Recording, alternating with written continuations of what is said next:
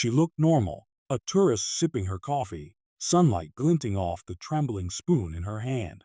But when she leaned toward the waiter and whispered one single word, "Agitame," the mafia boss at table 8, and within seconds, his entire world, and hers, would explode into chaos.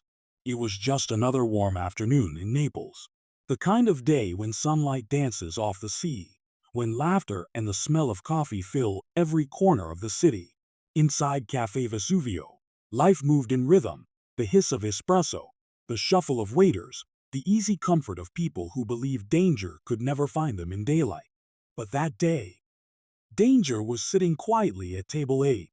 At that table sat Vittorio D'Amato, a man in his mid-40s, dressed in a white linen shirt, sleeves rolled to his elbows.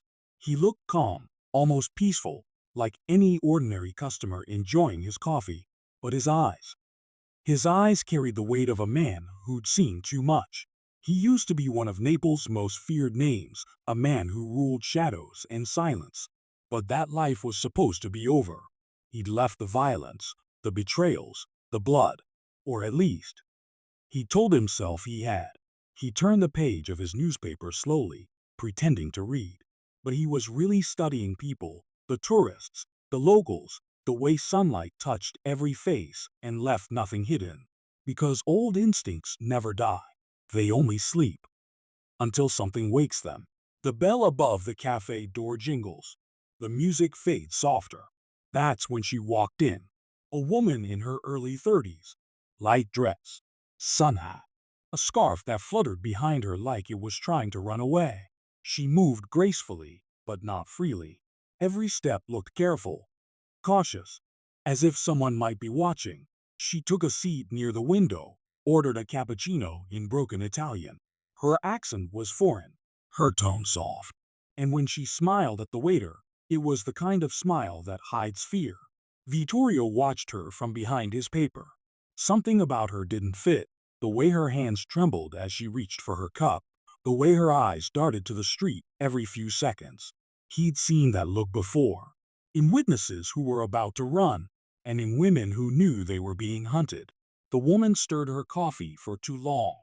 The spoon clinked against the cup, again and again, like a heartbeat growing faster. Vittorio's instincts sharpened. And then, it happened. The waiter bent slightly toward her, asking if everything was all right. She smiled faintly, but her voice cracked when she whispered something. A single word. Agitame. That word hit Vittorio like a gunshot. It meant, "help me," but not in regular Italian. It was in Neapolitan dialect, a word no foreigner would ever use, unless someone had taught them. Vittorio lowered his newspaper slowly, eyes narrowing. Her lips barely moved. Her eyes trembled with silent pleading. And in that moment, he knew she wasn't speaking to the waiter. She was speaking to him. For a few seconds, the world went quiet. The cafe's chatter faded. All Vittorio could hear was his own heartbeat and the quiet panic in her breathing. He followed her gaze to the window, and then he saw them. Two men, standing across the street beside a black car. Dark suits, sunglasses, the kind of men who never smile. They weren't tourists. They were hunters. And whoever they were after was sitting 10 feet from him. Vittorio's hand curled into a fist under the table. He tried to ignore it, tried to remind himself that he'd walked away from this kind of thing years ago. But his body had already made the decision his mind refused to. He was watching her now, analyzing, calculating. She was in trouble. And if those men were who he thought they were, she was already running out of time. The woman's hands were shaking harder. Her cup slipped, spilling a thin stream of coffee across the table.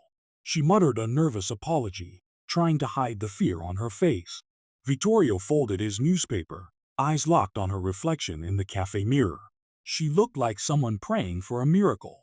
And without meaning to, he became it.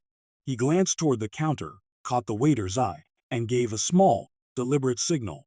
2 fingers on the saucer, 1 light tap on the table. An old code from a world of shadows. The waiter nodded slowly, unsure why he felt the air shift in the room. Vittorio stood, adjusted his cuffs, and walked past her table. As he did, He dropped a small matchbox beside her cup. Inside, something tiny rattled. A key. He spoke low, almost under his breath, his voice calm but commanding. Vittorio softly, via la porta di cucina. Ora, through the kitchen door. Now. The woman's eyes flicked to the matchbox, then to him. She didn't nod. She didn't speak, but she understood. She rose from her seat slowly, carefully, pretending to check her phone. Then, without looking back, she walked toward the back of the cafe. Vittorio waited exactly 5 seconds before heading for the exit. Outside, the sunlight was blinding, too bright for what was about to happen. Across the street, the two men turned their heads. One of them smiled faintly. "Signor D'Amato," he said, his voice polite but edged. "Beautiful day, no?" Vittorio forced a relaxed smile. "Always is in Naples," he replied. He lit a cigarette, his movements unhurried. The men nodded and walked past him into the cafe. He waited until the door closed behind them. Then, without hesitation, he crushed the cigarette beneath his shoe and turned down the narrow alley behind the cafe. Footsteps echo.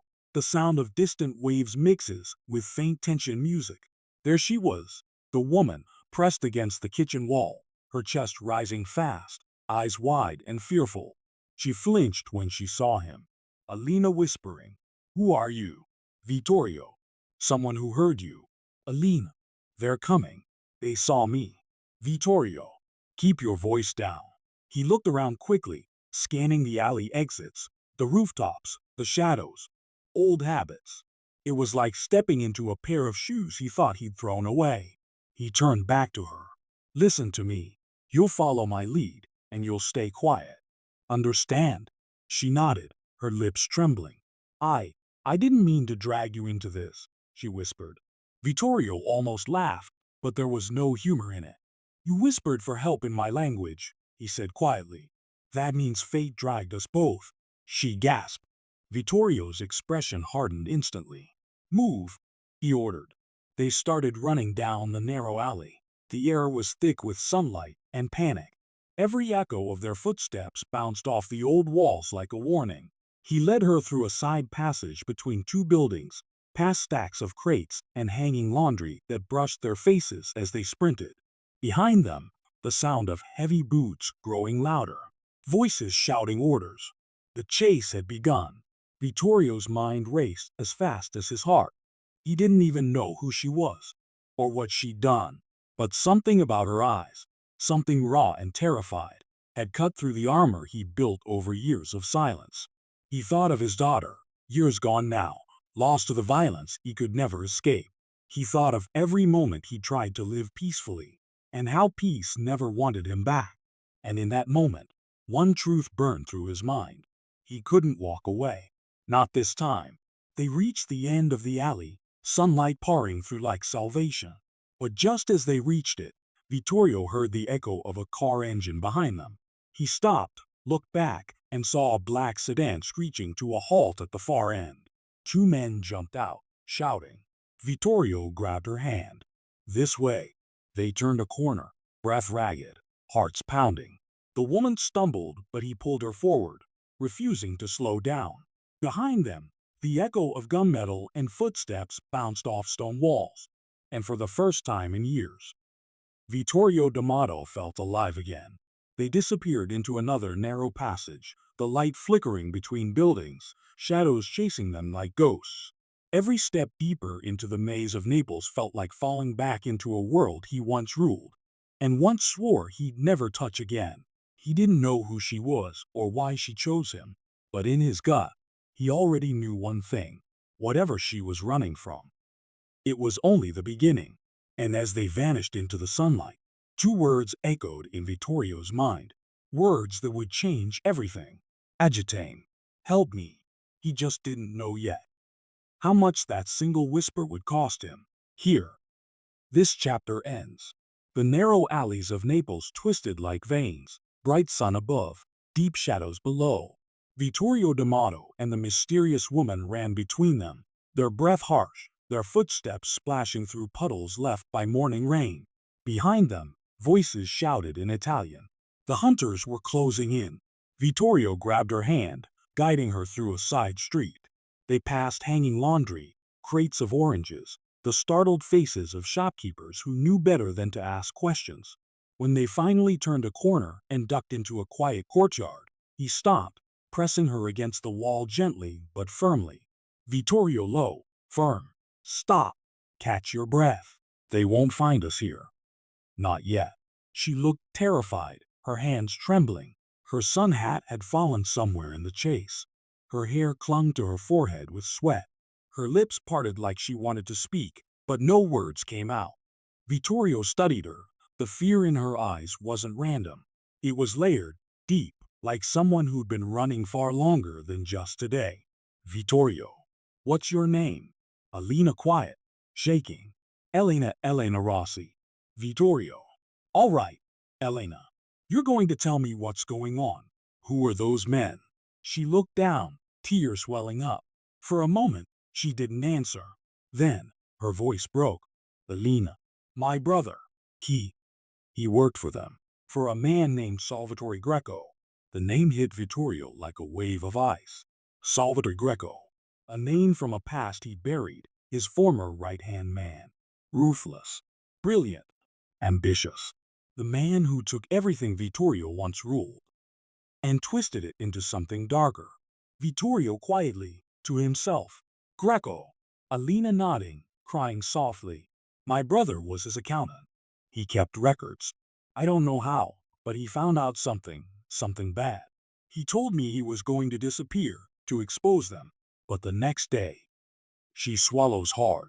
They found his car in the river. She pressed a shaking hand to her mouth. And I knew I was next. Vittorio's jaw tightened. He looked away, staring at the bright blue sky between the buildings. Naples looked peaceful from here, sunlit, innocent. But he knew better. Underneath this beauty was rot.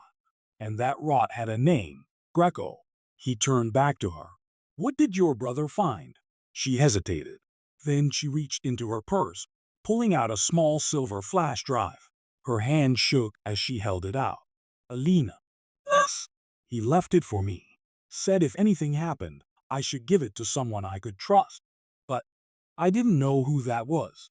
Her eyes glistened with tears. Until today, Vittorio stared at the flash drive, his reflection glinting off its metal surface. For years, he'd tried to live like a ghost, invisible, harmless. And now fate had dragged him right back into the world he'd sworn to leave. He didn't want it. But something in her eyes, something pure, something desperate, reminded him why he once took control of the streets in the first place. Sound. Distant rumble of a car engine nearby. Tension returns. He pocketed the drive quickly. Let's move, he said sharply. They'll sweep this area soon. They cut through another alley, the smell of the sea growing stronger. Seagulls circled above as they reached the back of a closed fish market. Vittorio scanned the area. Behind a row of crates, he spotted an old service hatch, half rusted, half hidden. Down here, he said, lifting the metal cover. Alina startled. Where does that go? Vittorio. Old tunnels. From the war. Smugglers used them once. Nobody will find us there. She hesitated, fear flashing in her eyes. I don't even know who you are, she whispered. Why are you helping me? Vittorio paused. The truth was complicated. Even he didn't know the full answer. He looked at her, his expression unreadable. Vittorio, because you whispered for help, and I heard you. The tunnels were cold, damp, and smelled like history. Old graffiti on the walls. Broken wine bottles. The air was heavy with silence. Elena walked close behind him, clutching her purse tightly. Alina softly. Who was he, this Salvatore Greco? Vittorio didn't look back. A man who used to take orders from me, then decided he liked giving them more. Alina. So you were? He stopped, turned slowly. His eyes met hers in the dim light. Vittorio. I was the kind of man mothers warned their children about. Beat. But not anymore. Her voice trembled. You left the Mafia? Vittorio gave a faint, bitter smile. No one ever leaves. Some of us just learn to hide better. They continued walking. For a while, The only sound was the splash of their shoes on wet stone. Then, his phone buzzed. Sound, vibration echoing through the tunnel. He frowned. No name.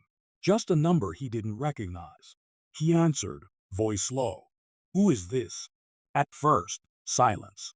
Then a familiar voice, smooth and sharp like a knife. Salvatore Greco over phone. Leave the girl, D'Amato. Vittorio froze. His hand tightened around the phone. The echo of that voice dragged ghosts out of the dark. Vittorio. Salvatore. Salvatore. Still have that tone, huh? I warned you years ago. Stay out of my business. And yet here you are. Rescuing strays. Vittorio's voice hardened. She's not a stray. She's a witness. A short laugh came through the line. Then she's a dead witness. And you, old friend, you're in the way again. The call ended. Silence. Dripping water. Elena's nervous breathing. Alina. Who was that? Vittorio. The devil wearing my old suit. She stared at him, confused but terrified. What does he want? He sighed, rubbing a hand over his face. Control, power, fear, the same things all devils want. For a long moment, neither of them spoke. Then, finally, he turned to her. You said your brother had proof. What's on that drive? I don't know, she stammered. He told me it was big. Names. Police officers. Judges. Even someone in the ministry. He said if it got out, the whole city would burn. Vittorio nodded slowly, processing.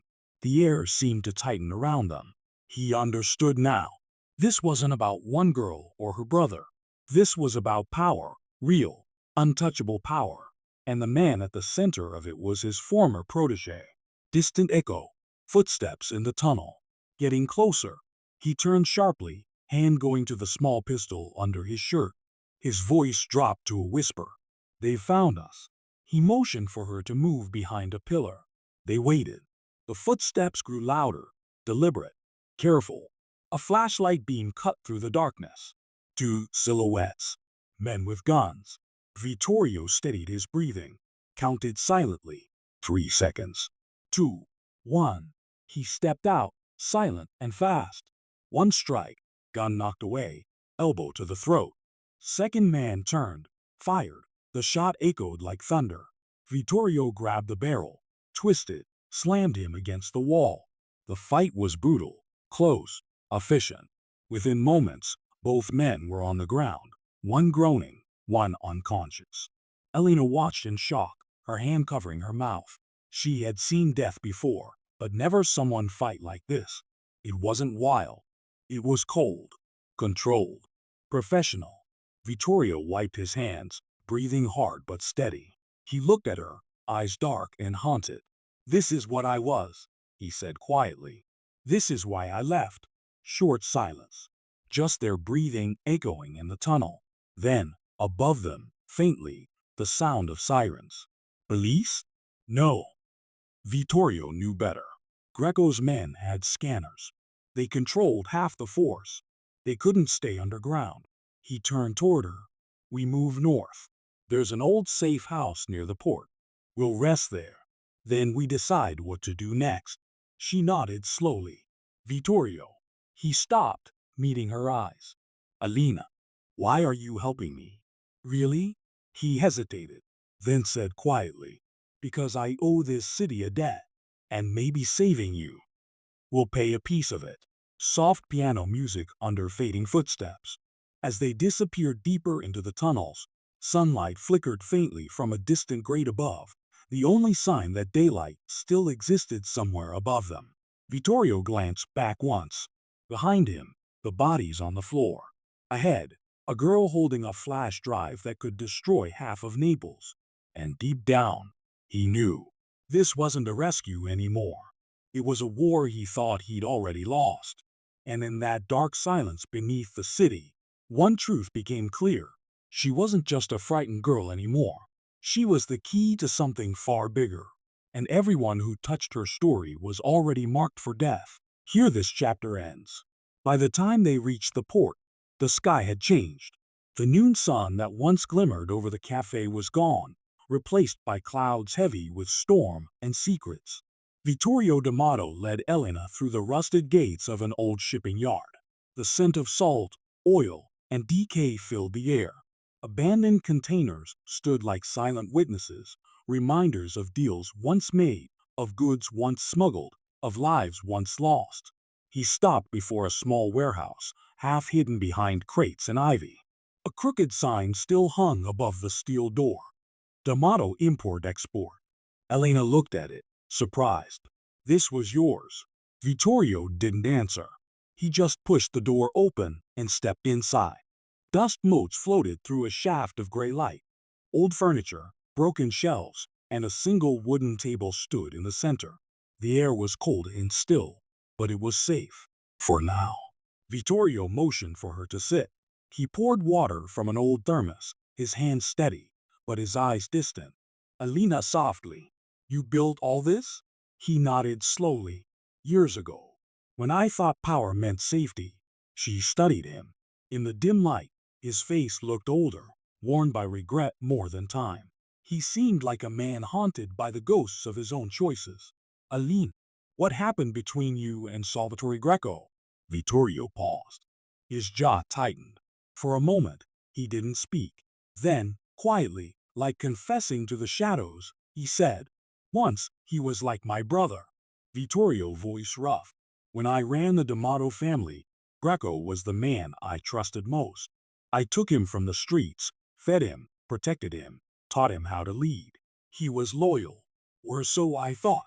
He walked to the window, looking out at the harbor. Ships rocked gently under gray clouds, waves tapping against the pier. Vittorio. But power changes men. One night, years ago, I discovered he was running his own deals behind my back. He said it was just business. But business became betrayal. He wanted my chair, my family, my city. He turned, his eyes darkening. So he did what men like him always do. He made me disappear. Elena's voice trembled. He tried to kill you? Vittorio nodded once. Shot me in my own home. 2 bullets. One missed my heart by an inch. The rest. I buried myself that night. Vittorio D'Amato died. The world forgot me. But Greco didn't. He never lets ghosts rest. Soft thunder outside. Rain begins tapping against the roof. Elena's eyes glistened. So this, all of this, it's personal. Vittorio shook his head slowly. No, not anymore. It's survival. He sat at the table, pulling out the silver flash drive. It gleamed under the pale light. He plugged it into an old laptop, its screen flickering to life after a long moment. Lines of data appeared, spreadsheets, documents, coded transactions. Vittorio frowned. Your brother was smart.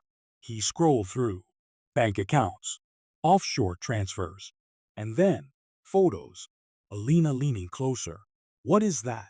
The images were grainy surveillance shots, men exchanging envelopes, cars pulling into dark alleys. But one face made Vittorio stop breathing. Salvatore Greco, shaking hands with a government minister. Vittorio leaned closer. His eyes narrowed. That's the Minister of Justice. Elena's hand covered her mouth. My brother said it reached high. But I didn't think. Before she could finish, the laptop beeped. A blinking red dot appeared on the corner of the screen. Vittorio tense. No, no, no. Alina, what is it? Vittorio. They tracked it. The drive. It's transmitting. He slammed the laptop shut and grabbed it. Oof! Sound. Chairs scraping. Rapid footsteps. Storm intensifying outside.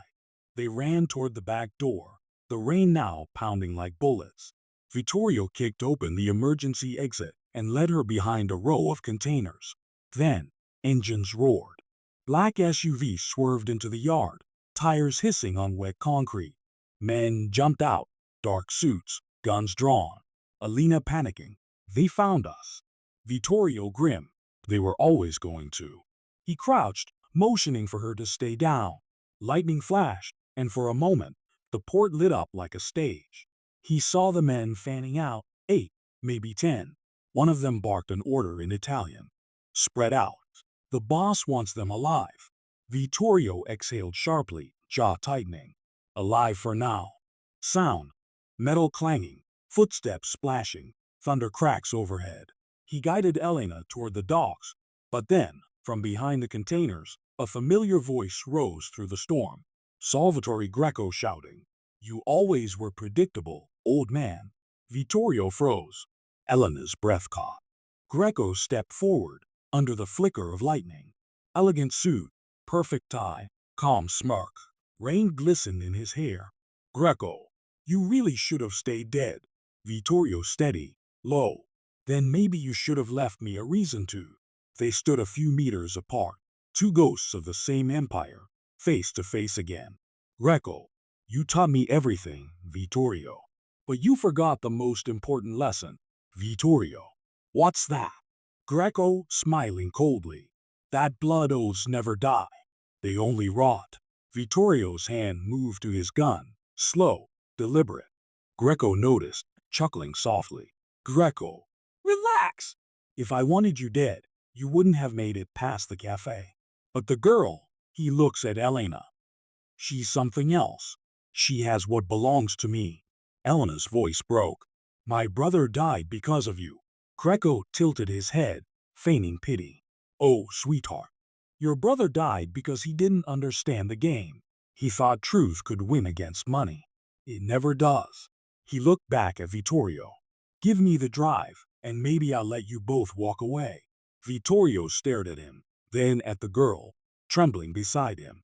He could hear her whisper, "Please don't." He sighed. Then slowly, he tossed the laptop toward Greco's feet. Greco smiled. "Good choice." But as he bent down to pick it up, Vittorio grabbed Elena's wrist. "Run!" She hesitated, confused, until she saw the grenade pin in his hand. Elena's shocked whisper, "What did you?" Vittorio grimly, "Go!" He pulled her toward the water just as the explosion tore through the rain. Sound, deafening blast, metal crashing, alarms blaring, waves roaring. The shockwave threw them into the sea, cold, violent, unforgiving. Water swallowed everything, the light, the noise, the fear. Elena fought to surface, gasping for air. Vittorio emerged beside her, dragging her toward the rocks. Behind them, the port burned in the rain. Greco's men shouted in chaos, smoke rising into the storm. They crawled onto the pier, coughing, drenched. Elena turned to him, shaking. "You could have killed him." Vittorio wiped blood from his lip. "No!" "I just sent a message." He looked back at the flames, his face hard as stone. "Now he knows I'm done hiding." Sound, sirens in the distance. The storm easing slightly. Elena stared at him, voice trembling. "What happens now?" He stood, breathing heavily, looking out over the water. The wind carried the scent of smoke and salt. His tone was quiet, but heavy with purpose. "Now," he said, "we find the truth your brother died for." He turned to her, eyes blazing again with that same dangerous fire. "And when we do, Naples will finally remember the name Vittorio D'Amato." As the rain washed blood into the sea, one truth echoed through the city's veins. Old loyalties never die. Old sins never sleep. And the oath that once bound brothers had just become the reason they would destroy each other. Here this chapter ends. Night fell over Naples, not the quiet kind, but the kind that hid sins beneath its velvet shadows. The storm had passed, but the city still trembled. And somewhere beyond the docks, Vittorio D'Amato and Elena Rossi were ghosts, soaked, shivering, and hunted. They moved through the narrow streets, faces hidden beneath the dark. Elena clutched her coat tightly around her, her breath coming in sharp bursts. Elena whispering, "They'll be looking everywhere for us." Vittorio nodded. "They already are." They ducked into an old alley, its walls peeling, graffiti fading like forgotten prayers. A single dim streetlight flickered above, throwing long shadows across the cobblestones. Vittorio scanned the area, his instincts razor-sharp again, the old soldier inside him awake. He motioned toward a rusted iron gate leading into a basement. "Here," he said. "We'll rest." Just for a moment. Inside, the basement smelled of damp concrete and dust. It was small, empty, once a wine cellar, maybe. The faint light from a broken bulb buzzed overhead. Elena sank against the wall, exhausted. Her hands trembled as she tried to wring water from her sleeves. Alina, I can't do this. I can't keep running like this. Vittorio turned, kneeling in front of her. You can. You already are. She looked up, her eyes red, frightened, but alive. You're not afraid? He paused, then said softly, Of course I am. But fear doesn't stop you. It teaches you how to move. Soft piano melody under the dialogue. Emotional, reflective. Elena looked away, tears threatening. My brother said something before he disappeared, she whispered. He said, if you hear the devil's voice, don't answer. He always asks twice. She shivered. I didn't understand what it meant. Vittorio exhaled slowly. You do now. He stood, checking his gun, reloading quietly. Every motion deliberate. Years of discipline, resurfacing. Elena watched him. For the first time, she truly saw what he was. Not just a man protecting her, but a man forged in the dark, trying to remember what light feels like. Alina, why did you really leave the Mafia? He froze for a moment, hand tightening on the gun. Then, quietly, because one day I looked in the mirror and didn't recognize the man looking back. He turned to her, voice low and raw. My blood built that empire, but it cost me everything else, my friends, my family, even my soul. So I walked away before I lost what little was left. Elena studied him, her expression softening. But you came back. For me. He gave a faint, tired smile. No, I came back because I couldn't watch another innocent die while the devils eat the city alive. Voice distorted, calm, male. Buonasera, Vittorio. Vittorio froze. Elena looked up, startled. The radio hissed, then the voice became clearer.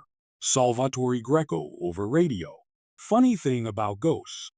They always think the living can't find them. Elena's blood ran cold. Her voice broke. He's here? Vittorio's eyes swept the basement, checking the corners, the shadows.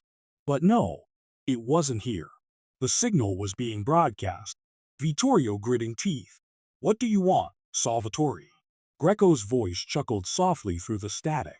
Oh, the same thing I've always wanted, my old friend, control. You took it from me once. Now I'm taking it back. And this time, I'll do it slow.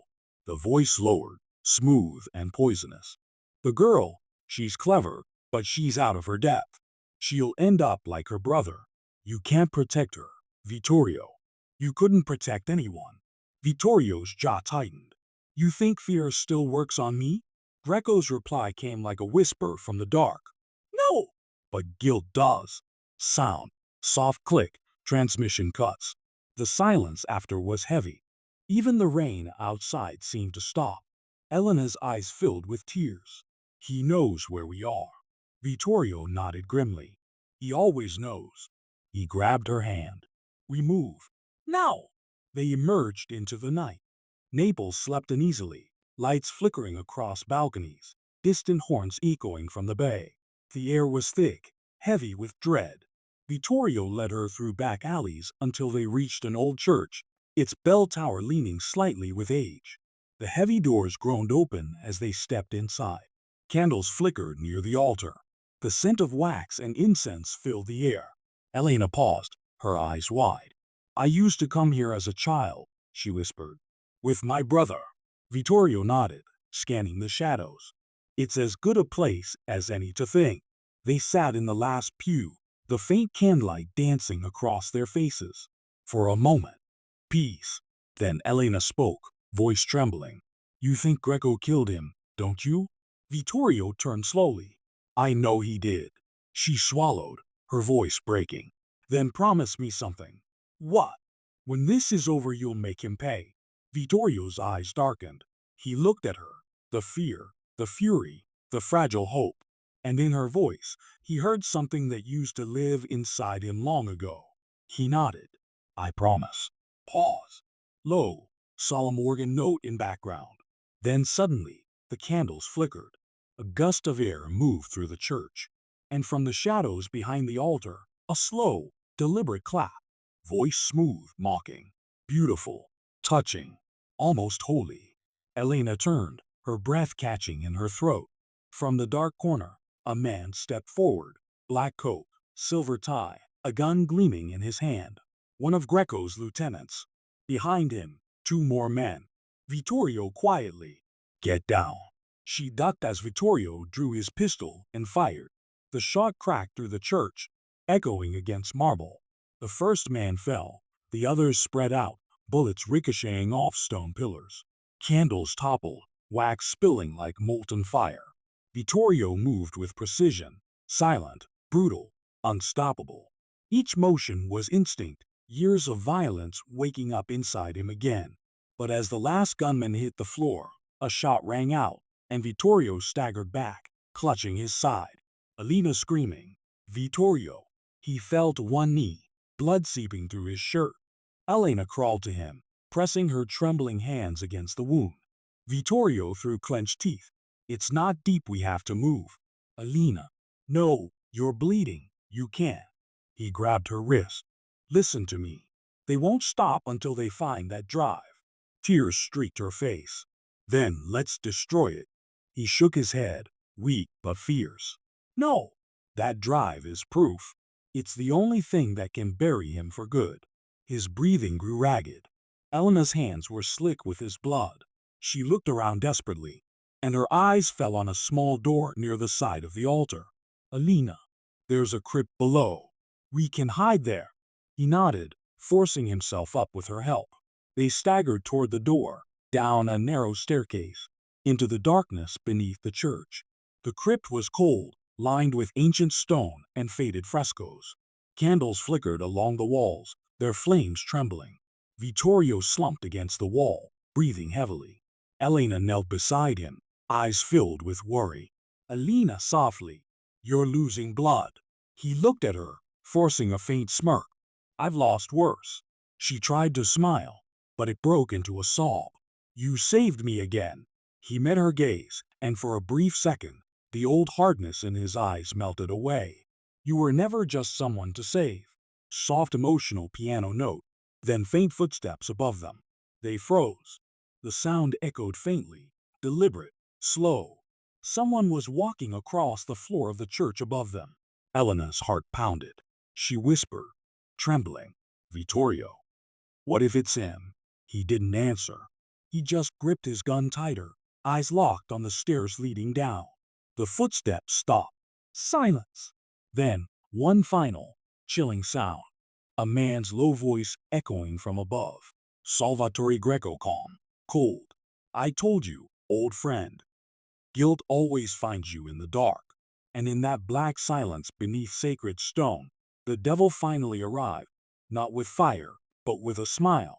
Soft fade out, sound of dripping water continuing faintly. Here this chapter ends. The silence beneath the church was thick, almost alive. Every drop of water sounded like a countdown, and somewhere above them, the devil had spoken. Salvatore Greco's voice drifted down the stone stairs like smoke. Greco calm, cold. I always wondered what would bring you back, Vittorio. Regret? Love? Or just stupidity? Vittorio leaned against the wall, his side bleeding through his shirt. Elena knelt beside him, pressing her trembling hand against the wound. Elena whispering, he's coming. Vittorio gritting his teeth. Let him. He checked his gun, half empty. The safety clicked off. Elena's breath came in short bursts. Vittorio. We can't fight him. Not like this. He met her eyes, pain, exhaustion, and something darker behind them. You don't run from a devil like Greco. You face him. Or you die remembering his voice. Greco amused. I warned you, didn't I? You can't bury a man who built the graveyard. He stepped into view, dressed in a black overcoat, his face half lit by the trembling candles. Behind him, two armed men, shadows in motion. Elena froze. Her hands tightened around the small data drive hidden in her coat pocket. Vittorio's gaze flicked toward her, a silent warning. Don't move. Greco's eyes caught the glance. He smiled. Greco. Aw. So she's the reason. The little waitress who whispered for help. You heard her. And suddenly the ghost wants to be a hero. He stepped closer, voice lowering to a whisper that curled like poison. Tell me, Vittorio, do you even remember how many people you killed for me? Vittorio's voice was low, steady, deadly calm. Every single one. He raised the gun, but Greco didn't flinch. He only smiled wider. Greco. And that's why you'll never outrun me. Because the silence you kept back then. That silence feeds me. The two gunmen shifted, aiming their weapons. Elena's pulse thundered in her ears. Vittorio's finger tightened on the trigger, but his vision blurred. The blood loss was catching up. He swayed slightly, and Greco saw it. Greco mocking. Look at you, the great D'Amato, once the wolf of Naples, now limping like a dying dog. He nodded to his men. Finish it. In that split second, Vittorio moved faster than thought. One shot, then another. The first guard fell. The second ducked, returning fire.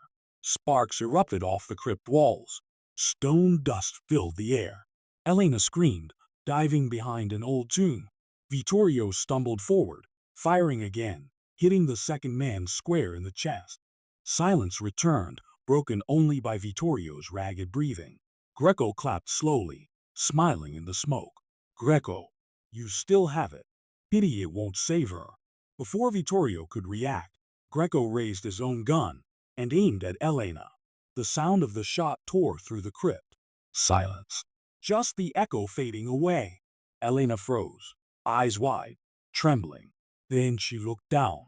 The bullet had hit the tomb beside her, missing by inches. Greco's smirk widened. Next one doesn't miss.